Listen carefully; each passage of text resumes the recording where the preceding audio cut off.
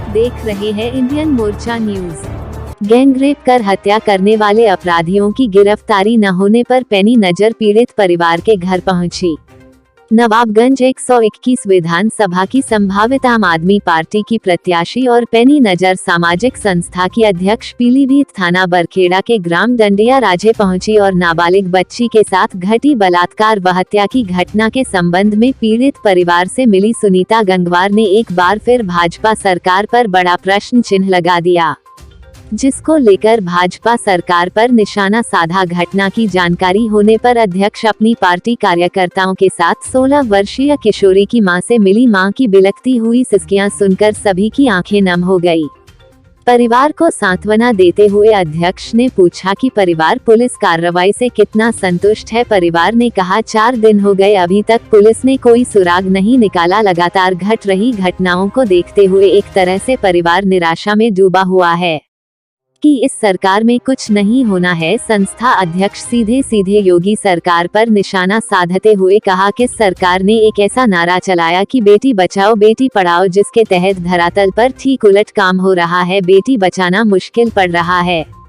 आज बेटियां तभी बच सकते हैं कि जब हम बेटियों को घर में जेल की तरह बंद करके रखे, पढ़ने के लिए स्कूल ना भेजे, तब शायद बेटियां बच सके। क्या इसी उम्मीद के लिए उत्तर प्रदेश में यह सरकार चुनी थी? क्या सरकार जनता की नजरों में खरी उतरी है?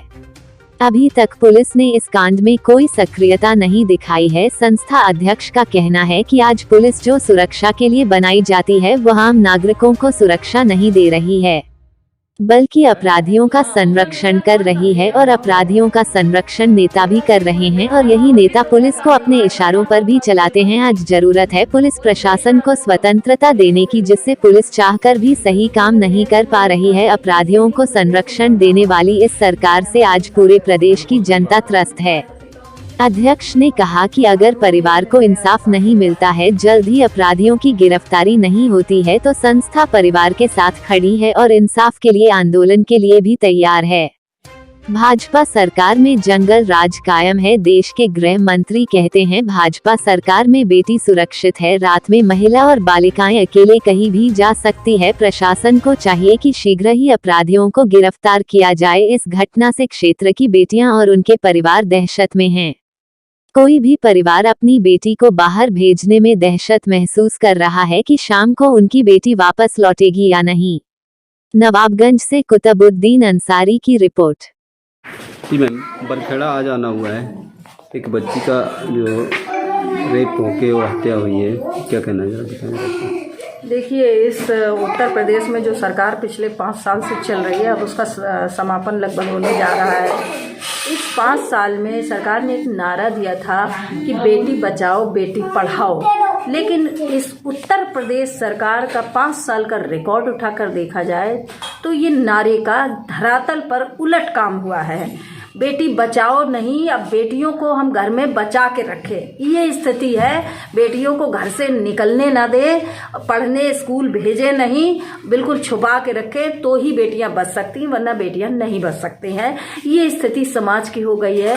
आए दिन बलात्कार जैसी घिनौनी घटनाएं हो रही हैं, जिससे पूरा समाज शर्मसार हो रहा है। हम महिलाएं शर्मसार हो रही हैं कि हम अपनी बेटियों की सुरक्षा कैसे करें और हम किससे करवाएं, क्योंकि जो समाज में सुरक्षा के लिए पुलिस बनी है, वो पुलिस आज अपराधियों को बचाने का कार्य कर रही है। और कहीं न कहीं पुलिस प्रशासन उतना स्वतंत्र भी नहीं है जितना स्वतंत्र उसे होना चाहिए कार्य करने के लिए। उस पर दबाव भी बनाया जाता है, और ये दबाव सरकार के नुमाइंदे बनाते हैं, नेता बनाते हैं कि ऐसे अपराधियों का कहीं न कहीं राजनीतिक लिंक होता है, जिसकी वजह से उन पर कार्रवाई नहीं होती है। तो फिर हम सरकार से पूछना चाहते हैं, हम योगी जी से पूछना चाहते हैं कि आप बताइए हम किस तरह से अपनी बेटियों को बचाएं। आपने तो नारा दे दिया, लेकिन बेटियां बच कहाँ रही हैं, ये बताएं।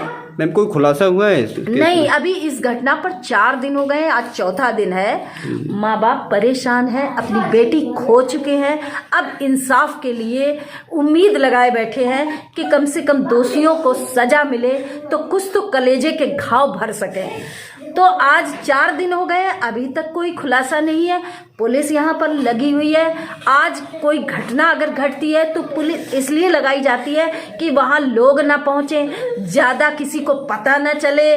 इस चीज़ के लिए हमारी सरकार सुरक्षा पर खर्च करती है। लेकिन अगर बेटियों की सुरक्षा पे खर्च कर दे या यही कार्य इससे पहले ये उनकी सुरक्षा पे लगे तो शायद ये घटनाएं ना हो। और अपराधियों को, कितने अपराधी पकड़े गए और कितनों को सजा मिली है, ये रिकॉर्ड उत्तर प्रदेश सरकार का देख ले तो पता लग जाएगा। क्या संस्था भी इस पे कोई कुछ करेगी अगर कोई जल्द कार्रवाई अगर नहीं हुई, कोई खुलासा नहीं हुआ तो? देखिए, मैं पैनी नज़र सामाजिक संस्था से हूँ। अगर परिवार संस्था की मदद चाहता है तो उसको मदद देने के लिए, उसको इंसाफ दिलाने के लिए संस्था पीछे नहीं हटेगी। पुलिस प्रशासन से हम मांग करते हैं कि जल्द से जल्द दोषियों को वो पकड़े, क्योंकि पुलिस को तमाम जानकारियां होती हैं, समाज में सही गलत सारी जानकारियां पुलिस को रहती हैं। पुलिस का यही काम होता है और बिना किसी दबाव के पुलिस को कार्य करना चाहिए, अपने कर्तव्य का पालन करना चाहिए, क्योंकि पुलिसकर्मी भी इंसान है, इस देश के नागरिक पहले हैं, वो भी बेटियों के पिता हैं। इसलिए ऐसे मामलों में हमें केवल इस एंगल से नहीं देखना चाहिए कि साहब हमें ऊपर से आदेश मिलेगा हम कार्रवाई करें। कहीं ना कहीं हमें मानवीय मूल्यों को अपनाते हुए ही हमें उस कार्रवाई को देखना चाहिए। यही समझना चाहिए कि वो बेटी इनकी बेटी नहीं थी, वो हमारी भी बेटी थी। जब हम इस तरह से सोचेंगे तभी हम समाज में इन घटनाओं को रोक पाएंगे। क्या पुलिस अधिकारियों से आपकी बात हुई है? नहीं, अभी मेरी कोई पुलिस अधिकारी से बात नहीं हुई है और इंतजार कर रहे हैं। पुलिस को थोड़ा समय और देते हैं। अगर वो कार्यवाही नहीं करते हैं तो अगर परिवार चाहेगा इंसाफ के लिए तो संस्था सबसे आगे खड़ी होगी। मैम, बड़ा दुखद है, मुझे भी लग रहा है कि आपसे ज़्यादा बात नहीं करना चाहिए। क्या कोई असंतुष्ट है जो कार्रवाई अभी तक पुलिस ने की है? मैं खुद से मुझसे पूछूं तो मैं तो बिल्कुल भी संतुष्ट नहीं हूँ। जिस बच्चे के माँ बाप को 72 घंटे होने के बावजूद भी कुछ रिजल्ट नहीं मिला है, जी। तो उससे संतुष्टि की अपेक्षा आप लोग रख भी कैसे सकते हैं? अच्छा, सर ये गांव कौन सा है जिस जगह आप आए हुए हैं? जड़िया राजे।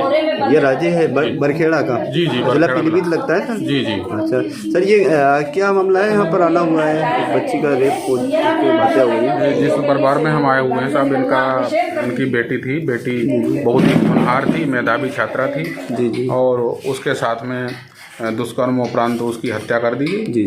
और अभी तक 13 तारीख की घटना है। 13 तारीख के बाद में अब तक करीब 4 दिन, आज शाम है तो 4 दिन हो चुके हैं। अभी पुलिस किसी भी निष्कर्ष पर नहीं पहुंच पाई है। या तो उसकी कार्रवाई में ढिलाई है, या फिर उनके ऊपर राजनीतिक दबाव है, या फिर इस वास्तव में इस घटना के लिए पूरी तरह से वो वर्कआउट क्यों नहीं कर पा रहे हैं, तो वही ज़्यादा अच्छी तरह से इस प्रश्न का उत्तर दे सकते हैं।